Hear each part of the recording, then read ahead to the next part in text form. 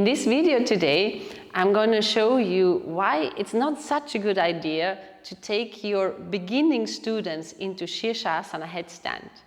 I came across this video which was beginners headstand tutorial, and where I realized actually in order to do this pose you first need to develop a certain group of muscles. And so before this muscle group is not developed, there is no point of doing it. Of course, you may be somebody who has been doing a lot of other activity, gymnastics, some athletics, maybe muscle building in a different way. That's a different story. But I'm talking about people who come in who are new to yoga and they just want to explore what yoga is all about. Shirshasana is not the first step. But today I'm going to show you what's good about the pose and when you're ready to do it and when you maybe should still wait for it. You know that you are ready for Shirshasana when you have found this particular muscle. And this muscle is called serratus anterior in Latin. And it's so important and never talked about, so that's why I'm going to show you exactly where it is and then also how to strengthen it. So the muscle attaches here at the scapula, and it's right behind the shoulder blade where the muscle comes around and then it comes to the rib cage. So here are the ribs, and then it, like a fan, so if it comes around from here, it comes around like a fan. So shoulder blade to all, it touches all to the ribs, to all of the ribs. Yeah, so once you have awareness of this muscle, then you can start getting ready to strengthen it and then starting to go into the pose with some preparations. But first, before attempting that, I'm going to show you how to even find it, because for most of the people it's dormant. So to find the serratus anterior muscle, align your hands under your shoulders with the wrist in line with the front of the mat and keep the inner elbows facing each other.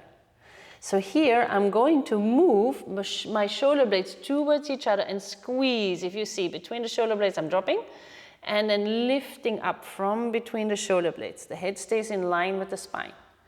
So this is just for finding mobility, since there's less weight on your arms.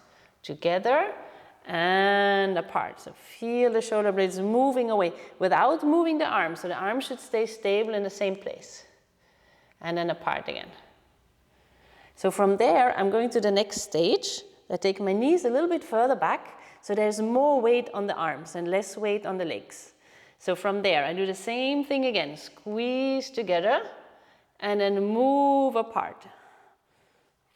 Squeeze together.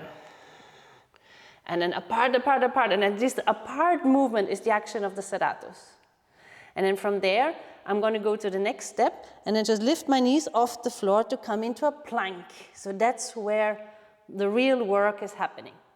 So the hands are still in line, the shoulders in line with the wrists, and then shoulder blades together and shoulder blades apart.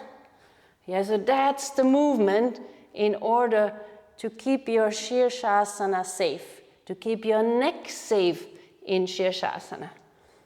So now I'm going to show you the hand position, which I see everywhere, which puts a lot of pressure on the neck. So most of the people, they keep the hand open, they put the head on the floor and then just cradle the head. Yeah, so if you're holding the head like this, you put a lot of pressure on your neck, and it's not safe to do it this way. So once you know how to use the serratus, then you can start doing it like this. So the elbows are under the shoulders, and this time the hands, they're not open, but a little closed with a little space between the palms. So the elbows under the shoulders. Now my wrists are really solid on the floor. I do not move my hands at this point anymore. And then place the anterior fontanelle, which is the front part of the head. I place it down on the floor so that the back of my head is now by the wrists.